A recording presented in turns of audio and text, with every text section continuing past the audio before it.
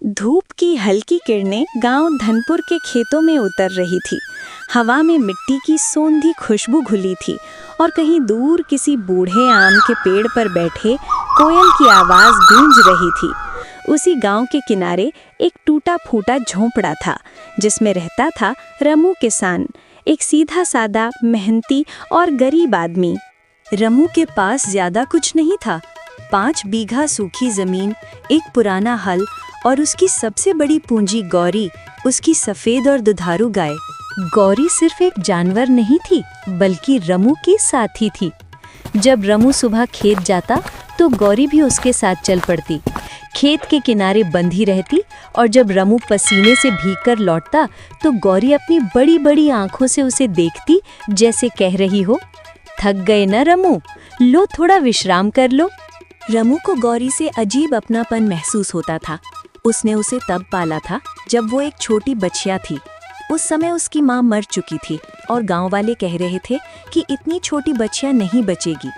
पर रमू ने अपनी छाती से लगाया, रात दिन उसकी देखभाल की, उसे गुड़ और दाल का झोल पिलाया और धीरे धीरे गौरी बड़ी होकर एक सुंदर गाय बन गई। रोज सुबह जब रमू अपने हाथ से उसका दूध निकालता तो गौरी बड़ी शांति से खड़ी रहती। वो दोनों जैसे एक दूसरे को समझते थे, बिना बोले। गांव के दूसरे लोग मजाक उड़ाते, अरे रमू, तू तो अपनी गाय से बातें करता रहता है, लगता है शादी का मन नहीं है तेरा। रमू मुस्कुराकर कह दे पा, शादी से क्या होगा भाई, गौरी ही तो मेरी खुशी है। लेकिन उसकी जिंदगी आसान नहीं थी। गांव में सूखा पड़ चुका था। बारिश महीनों से नहीं हुई थी। खेत सूख गए थे, तालाबों का पानी घट गया था और जानवरों के लिए चारा मिलना मुश्किल था। रमू रोज खेत में जाकर आसमान देखता। हे भगवान, कब बरसोगे, मेरी गौरी के लिए थोड़ी हरी घास तो उग जाएगी। पर बादल जैसे उसकी पुकार सुनने को तैयार ही नहीं थे। एक दिन रमू ने देखा कि गौरी ने ठीक से खाना नहीं खाया। उसके चेहरे पर थकावट थी। वो भागा भागा उसके पास गया। क्या हुआ मेरी गोली? उसने उसके सिर पर हाथ फेरा। गौरी की आंखों में पानी था। उसने अपनी जीभ से रमू का हाथ चाटा, जैसे कहना चाहती हो, मैं ठीक हूँ पर भूख लगी है। रमू का दिल बैठ गया। वो गांव के चौधरी के पास गया। चौधरी जी, कुछ सूखा चारा मिल जाए तो उधार दे दीजिए, मैं अगले महीने चुका दूंगा। चौधरी ने हंसते हुए कहा, रमू तू तो खुद आधा भूखा रहता है, तू उधार कैसे चुकाएगा? पहले अपने पेट का बंदोबस्त कर। रमू खाली हाथ लौटा। रात भर वो झोपड़ी के बाहर बैठा रहा। गौरी उसके पास थी। आसमान में तारे चमक रहे थे और रमू की आंखों में आंसू। उसने गौरी से कहा, गौरी, मैं तुझे भूखा नहीं रहने दूंगा, चाहे खुद कुछ भी हो जाए। अगली सुबह उसने अपने पुराने हल और तांगे की लकड़ी बेच दी। बदले में बस 2 बोरी भूसा मिला। वो भूसा जब उसने गौरी के सामने रखा तो गौरी ने धीरे से मुंह से रमू के कंधे को धकेला, जैसे धन्यवाद कह रही हो। रमू मुस्कुराया। ले मेरी साथी, तू खा ले, अब कुछ दिन चैन रहेगा। लेकिन ये चैन ज्यादा दिन नहीं चला। कुछ ही दिनों में चारा खत्म हो गया। गांव के कुएं सूखने लगे।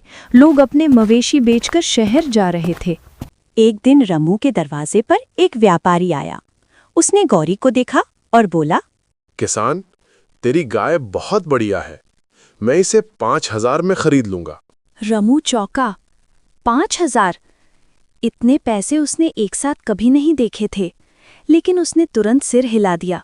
नहीं साहब, गौरी बिकाऊ नहीं है। व्यापारी हंसकर चला गया।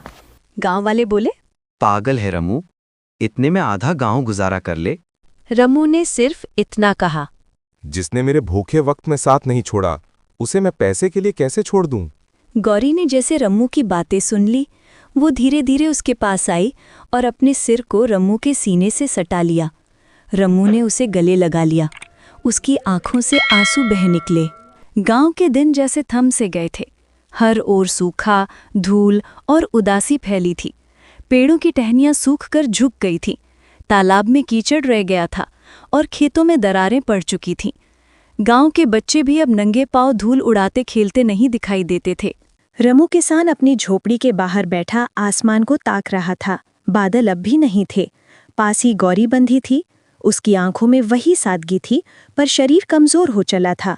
उसकी पसलियां दिखने लगी थीं। रमू ने देखा कि गौरी का दूध भी धीरे धीरे कम हो रहा है। पहले वो दिन में 2 लोटा दूध देती थी, अब बस 1 कटोरी निकलती थी। रमू ने वो दूध खुद ना पीकर गांव के छोटे बच्चे पिंटू को दे दिया था, जो कई दिनों से बीमार था। गांव की औरतें बोली, रमू, तू खुद भूखा है और दूसरों को दूध पिलाता है, तेरा भी भगवान ही मालिक है। रमू मुस्कुराया। जो पेट भूख से तड़पता है उससे रोटी से पहले इंसानियत चाहिए। रात को जब हवा चली तो गौरी कांपने लगी। रमू ने अपना पुराना गमछा उठाया और उसके ऊपर डाल दिया। तू चिंता मत कर गौरी, सब ठीक हो जाएगा। भगवान कभी अपने बच्चों को यूं नहीं छोड़ता। लेकिन वक्त बेरहम था। अगले कुछ दिनों में हालत और बिगड़ गई। चारा खत्म, पानी खत्म। गांव में लोगों ने अपने जानवर बेच दिए। कुछ तो अपने बैल और गाय शहर के बूचड़ खाने भेजने को मजबूर हो गए।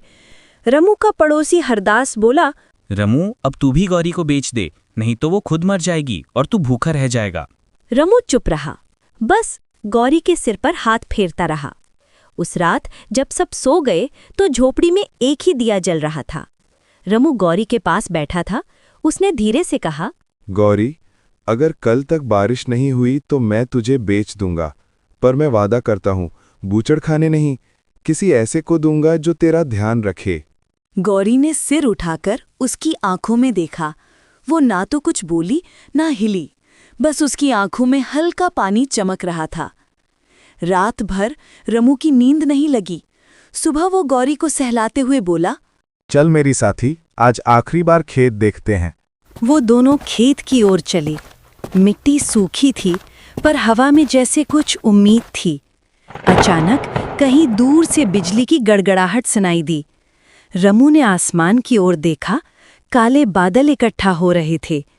वो दौड़कर खेत के बीच गया और खुशी से चिल्लाया, गौरी, देखो बादल आ गए। कुछ ही देर में बारिश की मोटी बूंदें गिरने लगी।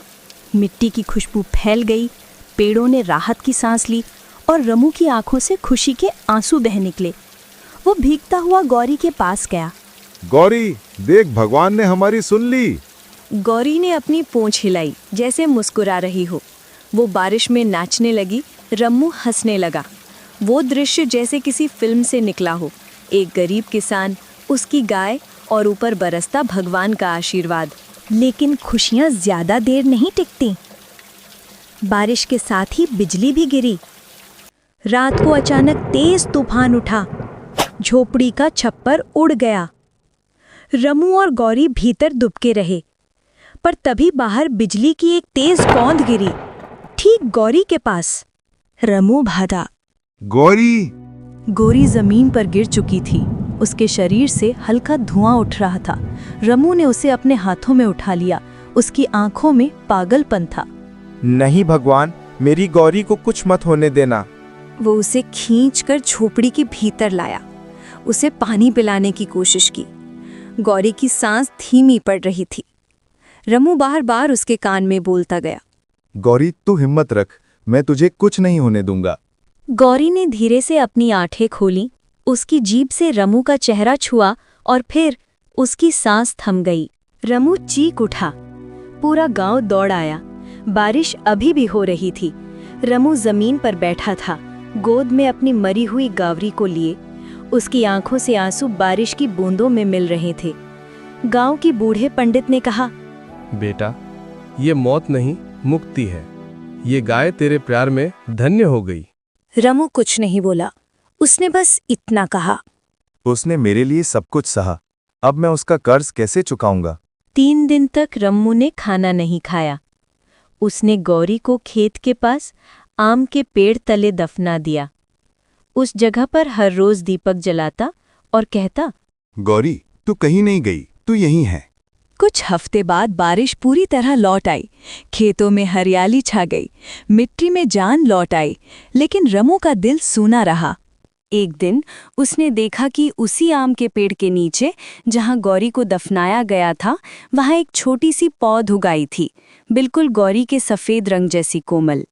रमू ने मुस्कुराते हुए कहा, तू फिर लौट आई है ना मेरी साथी? उस पौधे को उसने गौरी वृक्ष नाम दिया। हर सुबह वो उसके पास बैठता, बातें करता और खेतों में मेहनत करने जाता। धीरे धीरे उसकी फसलें लहलहाने लगीं। लोगों ने फिर कहा, देखो, रम्मू की किस्मत खुल गई। लेकिन रमू जानता था ये उसकी नहीं, गौरी की कृपा है। गांव धनपुर अब बदल चुका था। जहां कभी धूल और सूखा था, वहां अब हरियाली थी। खेतों में सरसों को पीली चादर फैली थी, तालाब में कमल खिले थे और बच्चे फिर से कूद फांद करते घूम रहे थे। पर उस हरियाली के बीच एक झोपड़ी थी जो अब भी उदास थी। वही झोपड़ी रमू किसान की, जिसके आंगन में कभी गौरी की रंभाहट गूंजती थी। अब वहां सन्नाटा पसरा था। रमू अब पहले जैसा नहीं रहा। वो दिन भर खेत में काम करता, पर वो उसकी हंसी कहीं खो गई थी। हर शाम वो उस गौरी वृक्ष के नीचे दिया जलाता और मिट्टी पर हाथ रखकर कहता, गौरी, आज फिर तेरे नाम से हल चलाया है। धीरे धीरे गांव वालों ने देखा कि रमू की जमीन से जो भी फसल निकलती वो बाकी खेतों से ज्यादा होती। लोग कहते, रमू की धरती में कोई जादू है। कोई कहता, उसकी गाय का आशीर्वाद है। पर रमू जानता था वो जादू नहीं, एक प्यार की तासीर थी। वो रिश्ता जो इंसान और जानवर के बीच बना था, वो किसी जादू से कम नहीं। एक दिन गांव में नया अफसर आया, रामेश्वर बाबू, जिला कृषि अधिकारी। वो खेत देखने आए। उन्होंने रमू से पूछा, किसान, तेरे खेत इतने अच्छे कैसे हैं? बाकी सबकी फसल तो आधी रह जाती है। रमू मुस्कुराया, साहब, ये तो मेरी गौरी की जमीन है। उसने यहाँ अपना प्यार छोड़ा है। अफसर को उसकी बात समझ नहीं आई, पर जब उन्होंने उस पेड़ को देखा जो सफेद फूलों से लदा था, तो कुछ देर के लिए ठहर गए। पेड़ से एक मीठी खुशबू आ रही थी, जैसे बारिश और दूध की मिली-जुली महक हो। रामेश्वर बाबू बोले, ऐसा पेड़ मैंने पहले कभी नहीं देखा। रमू बोला, साहब, ये पेड़ खुद उगा था, उस जगह जहाँ मैंने अपनी गौरी को मिट्टी दी थी। अफसर ने पेड़ की मिट्टी की जांच करवाई। रिपोर्ट आई, इस मिट्टी में नमी और उर्वरकता बाकी खेतों से 10 गुना ज्यादा है। गांव में चर्चा फैल गई। गौरी का पेड़ चमत्कार कर रहा है। लोग दूर दूर से उस पेड़ के नीचे आकर माथा टेकने लगे। रमू किसी को मना नहीं करता था। वो बस कहता, ये पेड़ श्रद्धा का नहीं, प्रेम का प्रतीक है। जिस दिन हर इंसान अपने पशु से प्यार करेगा, उस दिन धरती खुद फल देगी। कुछ महीनों बाद रम्मू ने अपने खेत का आधा हिस्सा गांव के अनाथ बच्चों को दान कर दिया। वो रोज उन बच्चों को दूध और रोटी खिलाता। जब बच्चे मुस्कुराते तो उसे ऐसा लगता जैसे गौरी की आंखें फिर से चमक उठी हों। एक दिन दोपहर में जब वो पेड़ के नीचे बैठा था, तो हवा का एक झोंका आया। पेड़ से एक पत्ता गिरा सीधे उसकी गोद में। वो पत्ता दूध जैसा सफेद था। रमू ने उसे सीने से लगाया और कहा, तू अभी भी मेरे साथ है ना गौरी? हवा धीरे से चली, जैसे किसी ने हाँ कहा हो। रमू की आंखें नम हो गईं। रात को उसने सपना देखा। एक हरे मैदान में गौरी खड़ी थी, बिल्कुल स्वस्थ और चमकदार। उसकी आंखों में वही प्यार था। वो धीरे धीरे उसके पास आई और अपनी जीभ से उसके हाथ को चाट गई।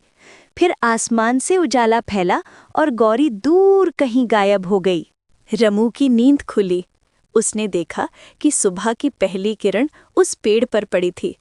पेड़ से कुछ बूंदें टपक रही थीं, जैसे ओस नहीं, आंसू हों।